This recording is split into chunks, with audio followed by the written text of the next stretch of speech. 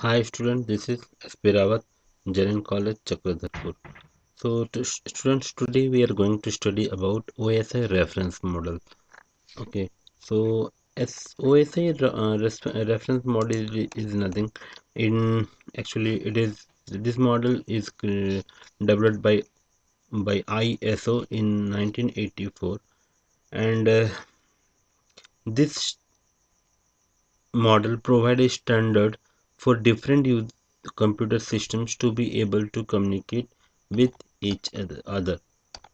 So OSI model consists of 7 layers.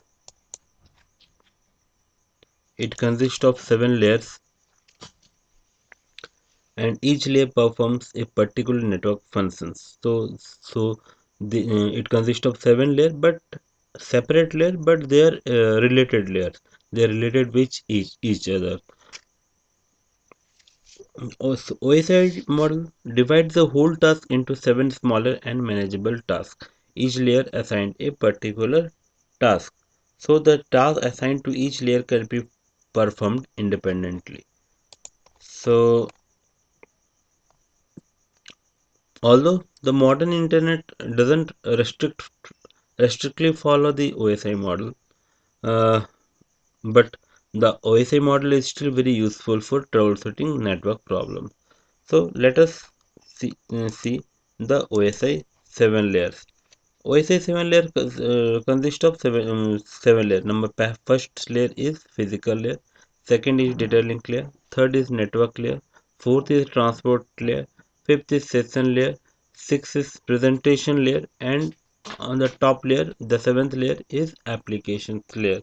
So let us give a brief descriptions of OSI 7 layers. First one is physical layer. It provides a physical medium through which bits are transmitted. Okay. Next is data link layer. This layer is used for error-free transfer of data frames. Even here, flow control, access control, error control also done in this layer. Third is network layer. This layer is responsible for moving the packet from source to the destination. Here, IP addressing is done, and routing is also the responsibility of this layer. Next is transport layer. Transport layer provides reliable message delivery from process to process. Next is session layer. It is used to establish, manage, and terminate the session. Okay, it's maintaining connections and is responsible for controlling the port and session. Next is presentations layer. This layer is responsible for translations, compressions, and encryptions. So, and it ensures that data is in a usable format and is where data encrypt occur. And lastly, is the application layer. This layer provides a service to the user. Okay, this is only the user this is only the layer which user directly interact. So these are the 7 layers. Let us discuss in uh, discuss it in details. So first of all, physical layers. So this is the first layer. This is the first layer of OSI model, and in this layer, it deals with the mechanical and electrical specifications of the interface and transmissions medium. The main function of the physical layer is to transmit the individual bit from one node to the other node, and it establishes maintenance and deactivates the physical connections. In this layer, it defines the way how two or more devices can be connected physically. It also defines the transmission mode, whether it is simplex, half duplex, or full duplex. It defines the way how network devices are arranged, that is topologies, how the topologies they can use, and even it determines the type of the signal used for transmitting the informations. So these are the responsibilities The physical layer defines the type of encoding. It also defines the durations of bit. We already discussed the sentences must be synchronized at the bit level. So synchronizations of bit, and it also concerned with the connection of devices to the media. Next, next is data link layer. So students, data link layer is the second layer of OSI model. So uh, in this layer, bridge operates in this layer. So this layer makes the physical layer error free to the upper layer. Okay. It also defines the format of the data on the network. It provides a reliable and efficient communication between two or more devices, and it is mainly responsible for the unique identifications of each device that resides in a local network by providing media access control, that by providing MAC address. ठीक है. It consists of two sublayer. One is LLC, that is logical link control, and second is MAC, that is media access control. Uh, Logical link control or LLC layer is responsible for transmitting the packet to the network layer of the receiver, and it also identifies the address of the network layer protocol from the header. It also provides flow control and error control. Whereas the media access control layer is a link between the logical link layer and the network layer. It also used for transferring the packets over the network. So these are the two basic two sublayers of data link layer. Let us discuss their responsibilities. First, framing.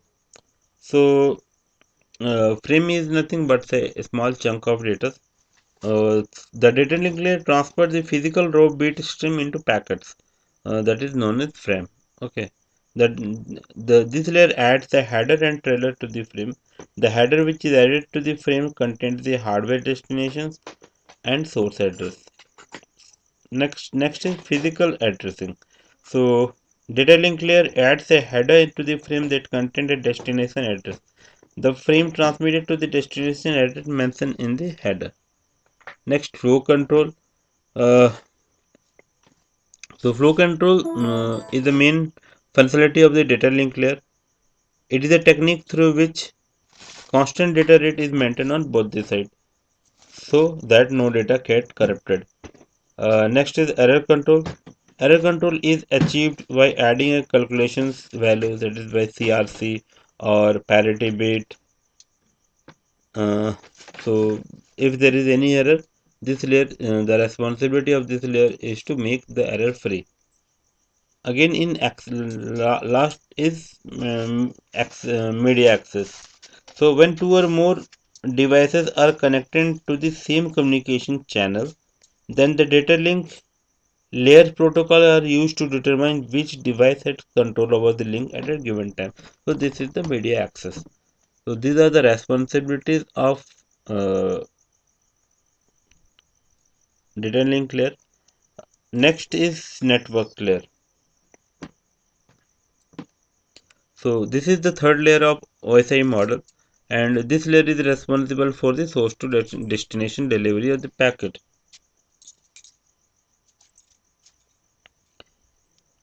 This layer determines the best path to move data from source to the destination based on the network conditions.